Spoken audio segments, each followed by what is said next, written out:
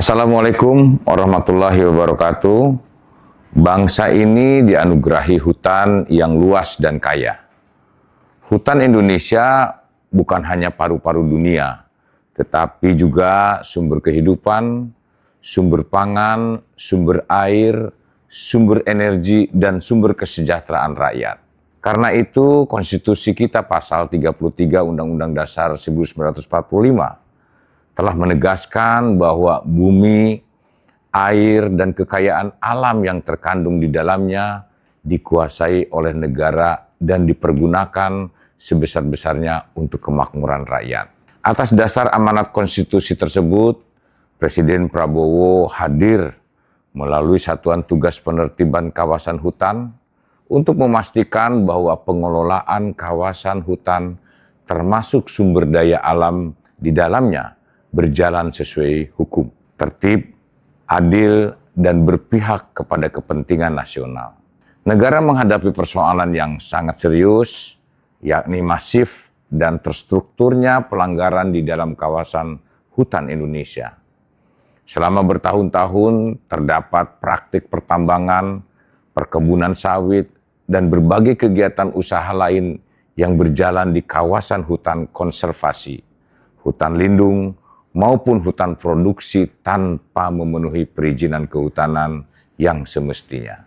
Karena itu, melalui Peraturan Presiden Nomor 5 Tahun 2025 tentang penertiban kawasan hutan, pemerintah menegaskan bahwa setiap pelanggaran akan dikenai sanksi tegas berupa denda administratif, penguasaan kembali hutan oleh negara, hingga sanksi pidana bagi kegiatan tanpa izin. Kerja Satgas Penertiban Kawasan Hutan bukan sekedar simbol penegakan hukum, tetapi telah menunjukkan hasil nyata bagi negara dan rakyat Indonesia. Sejak dibentuk pada Februari 2025 hingga April 2026, Satgas PKH berhasil mencatatkan pencapaian akumulatif sebesar 371,1 triliun. Pada sektor perkebunan sawit, sejak dibentuk pada Februari 2025 hingga bulan Mei 2026, Satgas PKH berhasil melakukan penguasaan kembali kawasan hutan seluas 5,88 juta hektar. Sementara pada sektor pertambangan, kawasan hutan yang berhasil dikuasai kembali mencapai 12,37 ribu hektar. Angka ini mencerminkan keberhasilan negara dalam menertibkan penguasaan kawasan hutan yang selama ini bertahun-tahun disalahgunakan secara melawan hukum.